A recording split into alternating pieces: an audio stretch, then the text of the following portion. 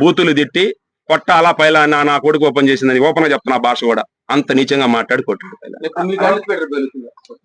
వచ్చిందండి. నోటీసులు ఉంటాయి, స్టేషన్ రోజు పిలుస్తారు, కన్సెషన్ స్టేట్మెంట్ ఇవ్వాలా, ఎంక్వైరీ చేయాలా, అన్ని జరుగుతాయి.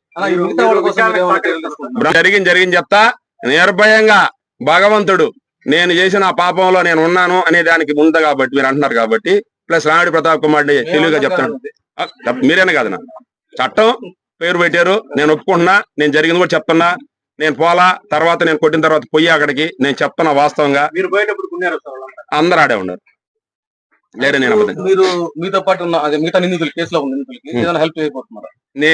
నేను ఒకటేనా, మానవతా దృక్పథంతో ఆ విలేకరుల వరకు, జైల్లో ఉండే విలేకరుల వరకు మానవతా ధర్మం వాళ్ళకి సంబంధం లేదు.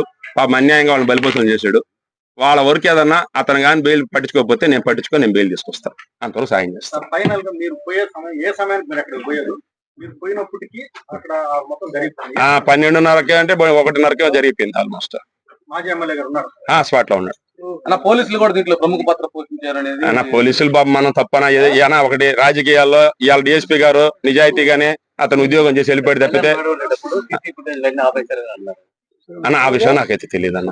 సీసీ పోజులు ఆపించుంటాడు, ఎందుకంటే అధికార పార్టీ కదమ్మా, ఎవరైనా ఏం చేస్తారు, చేయాల్సిందే. ఎదిరిస్తే పోస్టులు ఉండవు, మారుస్తారు, ట్రాన్స్ఫర్, ఇవన్నీ తెలిసినాయి కదా మనకి.